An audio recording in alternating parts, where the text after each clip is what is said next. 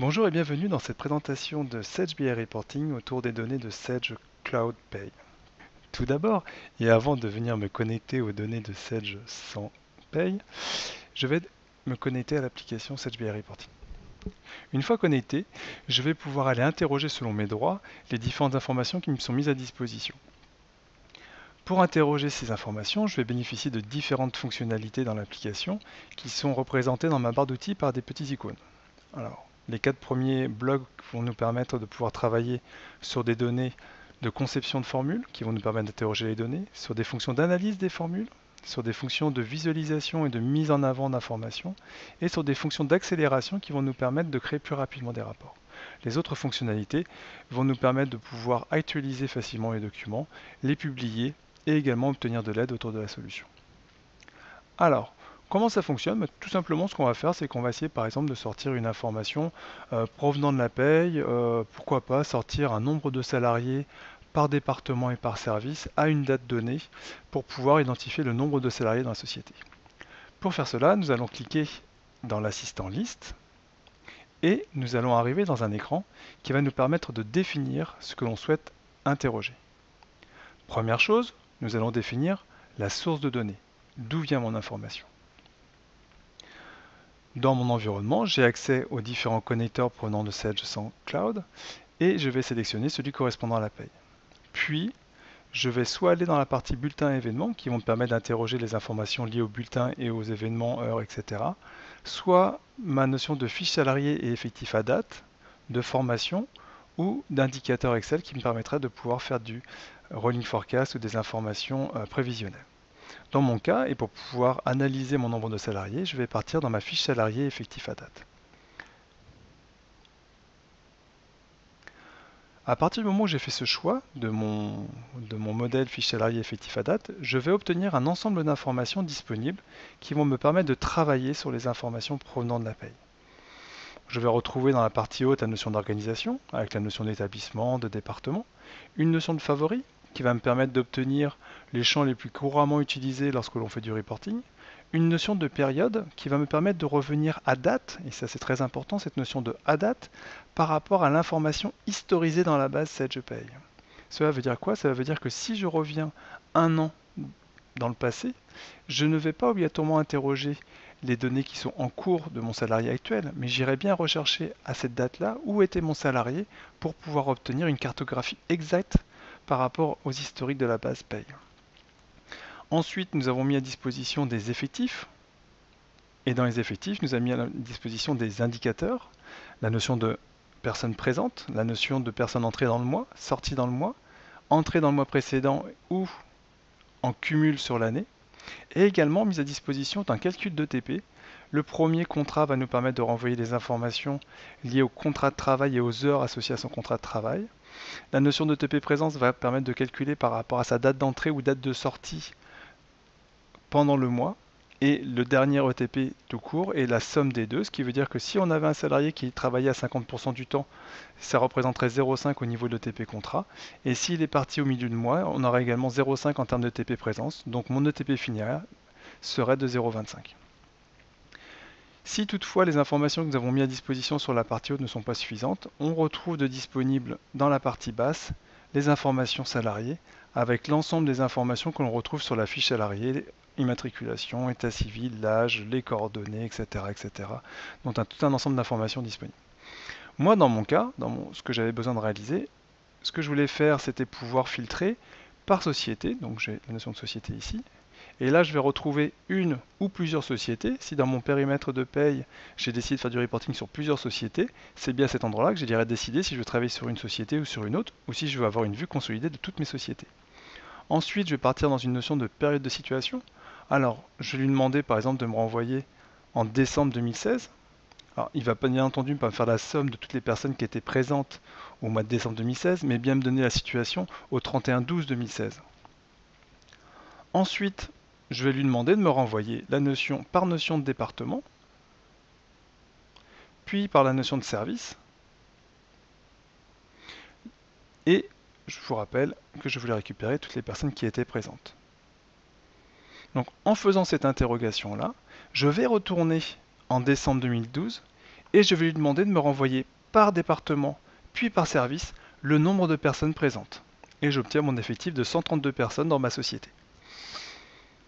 Ce tableau, je l'ai fait. Alors, ce tableau, c'est quoi? Surtout, c'est une formule que j'ai créée. Alors, ne vous inquiétez pas, il ne faut pas l'apprendre par cœur.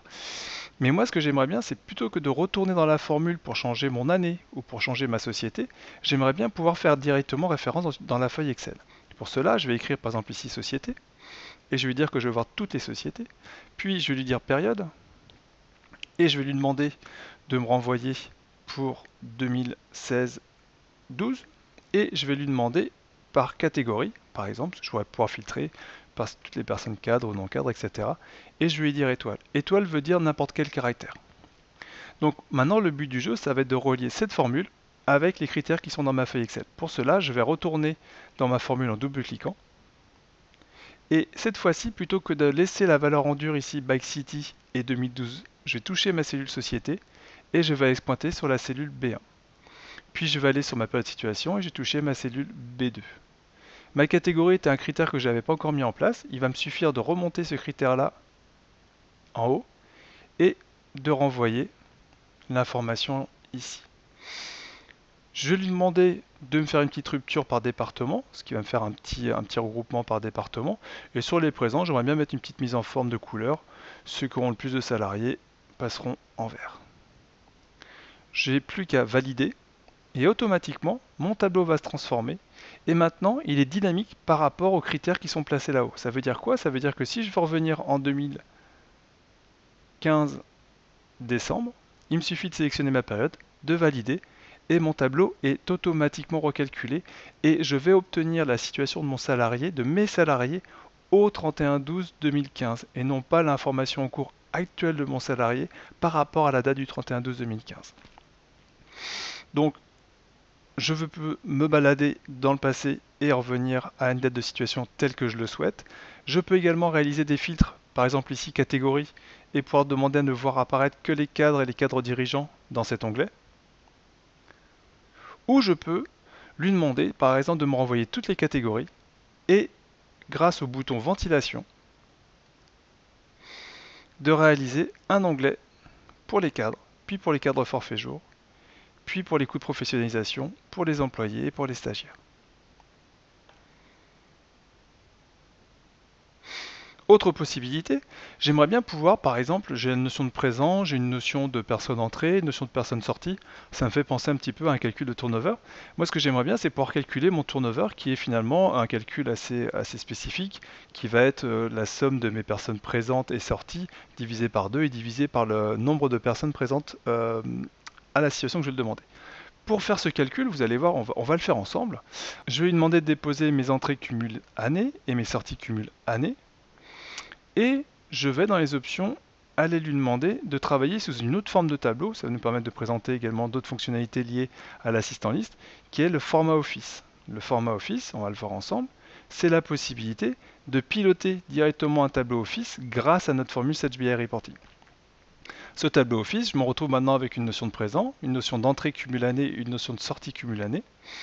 Donc je vous rappelle le principe du tableau Office, ça vous permet d'avoir des filtres automatiques sur les colonnes et ça vous permet également de pouvoir rajouter des colonnes de calcul, comme celle que je vais taper ici. Je vais lui dire égal, entre parenthèses, entrée cumul année, plus sortie cumul année. Je referme ma parenthèse, divisé par 2, divisé par ma situation au 31/12 qui est de 6 personnes pour mon service commercial et je vais automatiquement valider. En faisant ça, je viens de rajouter ma petite colonne de calcul qui va me permettre de pouvoir afficher mon turnover. Et je vais profiter d'être dans Excel pour lui appliquer une mise en forme, par exemple pourcentage, et ainsi pouvoir obtenir une représentation du turnover par département et par service. Et si je le souhaite, c'est vraiment un travail à façon, je pourrais très bien lui demander ça que par rapport, par exemple, au statut employé ou par rapport au statut cadre.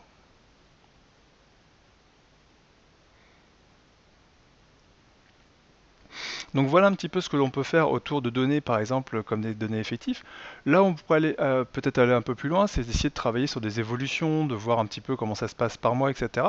Dans ce cas-là, ce qu'on pourrait imaginer, c'est faire le même type de tableau, mais cette fois-ci le transformer avec des informations complémentaires. Alors ces informations, ça serait quoi? Bon, on pourrait rajouter par exemple la notion de mois, pour pouvoir avoir une situation par mois. La notion de catégorie, on pourrait également la mettre comme étant disponible dans mon tableau. Également une notion autour du sexe et potentiellement autour du libellé du poste pour pouvoir jouer avec l'information. Ces informations que je viens de sélectionner, ce que je vais en faire, c'est tout simplement, je vais aller les poser, aller les déposer dans un tableau croisé dynamique.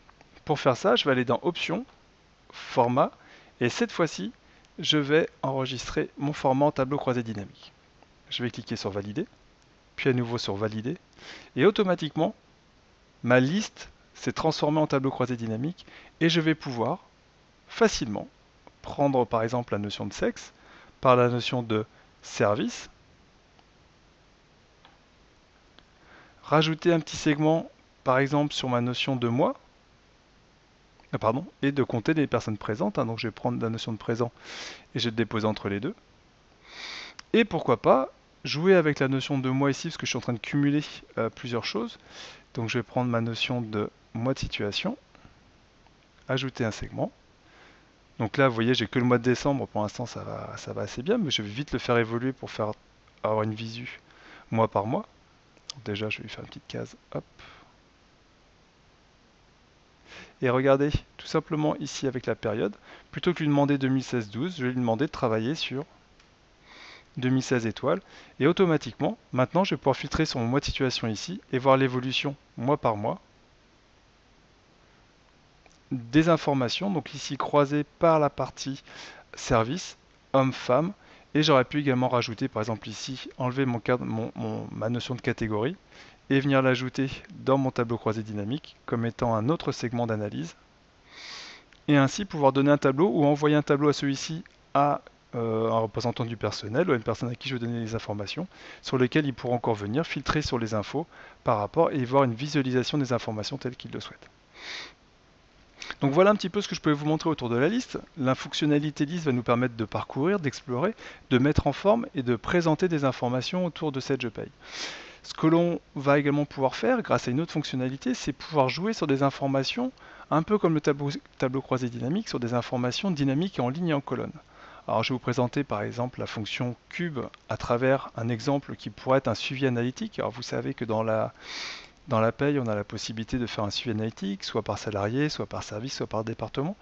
Cette notion est gérée en standard dans l'application SageBI Reporting. Ça veut dire quoi? Ça veut dire que je vais être en capacité, dans mon tableau ici, de faire une représentation de ma rubrique brute, donc qui va correspondre en fait à tout ce qui est brut par rapport à mes bulletins, par rapport à une analytique que j'aurais définie sur la valeur 1, par rapport à l'année 2015, toute société confondue.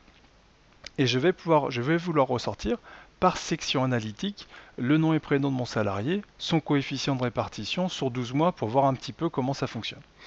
Donc là, dans ce cas, ce que je vais faire, c'est que je vais plutôt partir sur un assistant cube qui va me permettre de pouvoir avoir ce dynamisme en ligne et en colonne. Je vais sélectionner un modèle.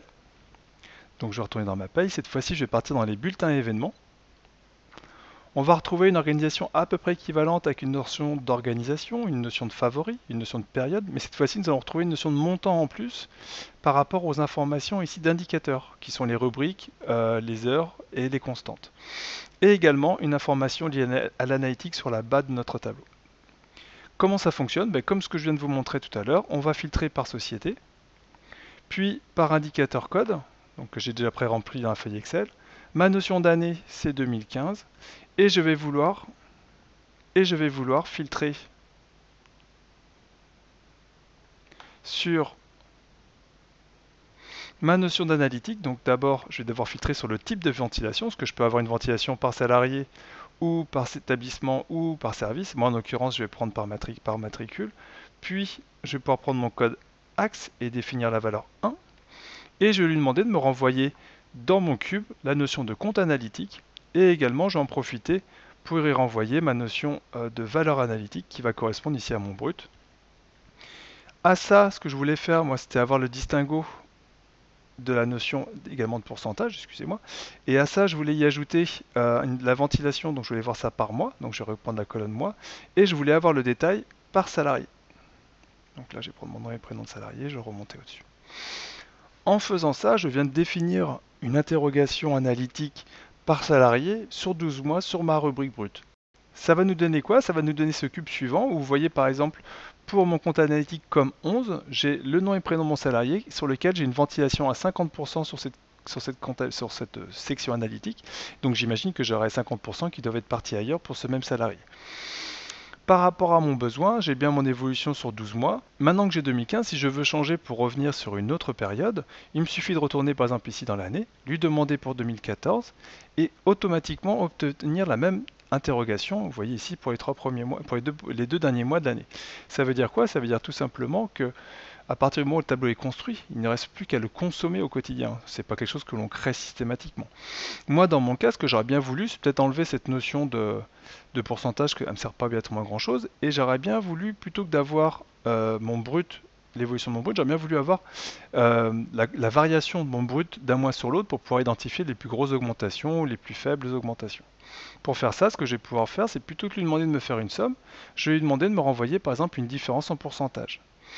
Ce que je vais également me permettre de faire, c'est changer un petit peu la couleur du cube, parce qu'il est par défaut sur un gris clair, et moi j'aimerais bien l'envoyer par exemple sur plutôt un bleu clair.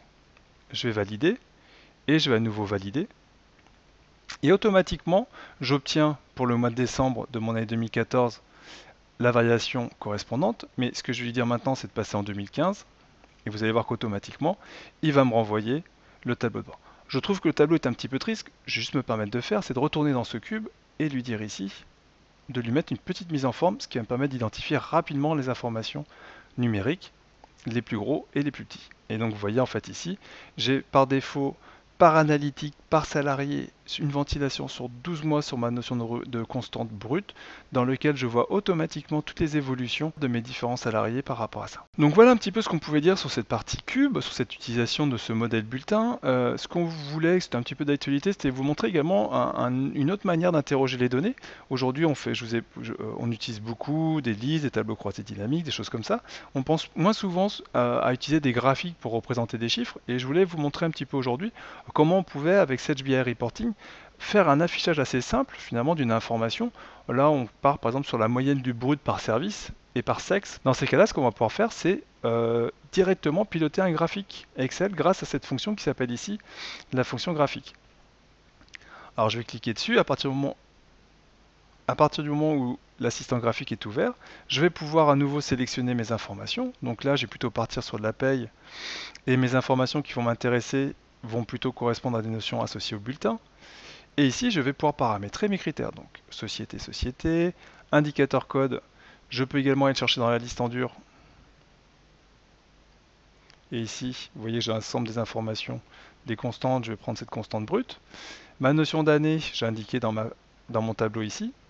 Ma notion de département doit être un critère que je vais lui demander de pouvoir faire varier pour pouvoir mieux lire l'information.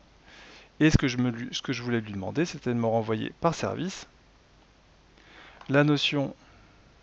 Ici, dans mes indicateurs, j'ai directement un indicateur qui s'appelle brut, et lui en demander la moyenne par rapport à ma notion de sexe que je vais placer en série. Alors je vais valider pour voir à quoi ça correspond.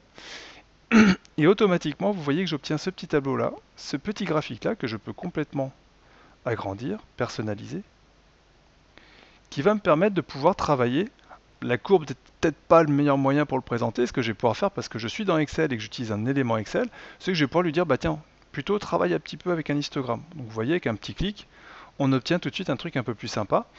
Et tiens, je vais rajouter disposition rapide, peut-être essayer de mettre un petit peu de chiffres quand même là-dedans, parce que c'est quand même plus intéressant d'avoir des chiffres.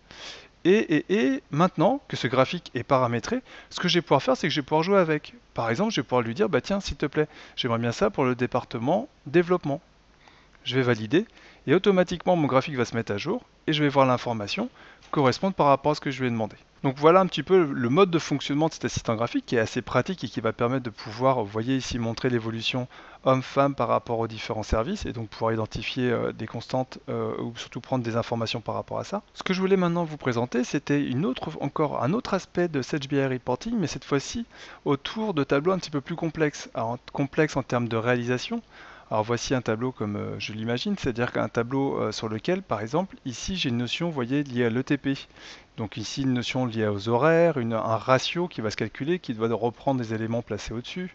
Donc vous voyez par exemple ici une notion de ratio qui est calculée, l'heure travaillée par rapport aux heures supplémentaires. Également une notion de ratio d'absence ici. Vraiment des tableaux qui vont m'empêcher de travailler en lisse ou qui vont m'empêcher de travailler en assistant cube. Dans ce cas-là, ce qu'on va pouvoir faire, c'est qu'on va pouvoir travailler à la cellule. Pour cela, je vais me placer en fait sur cette première formule. Je vais cliquer sur Search BI Reporting, Assistant cellule. Je vais sélectionner un modèle. Je vais repartir cette fois-ci dans ma partie Cloud, Paye, Bulletin et événements. Et je vais faire OK. Ma société est ici. Mon indicateur est sur la première ligne de mon tableau de bord. Ma notion d'année est ici. Ma notion de mois, on va la retrouver un tout petit peu plus bas ici. Et je vais lui indiquer la cellule qui correspond en D16 à la notion de janvier. Et je vais lui demander de me renvoyer la valeur correspondant à cette notion-là. Alors avant de valider, j'appuie sur le petit bouton calculer.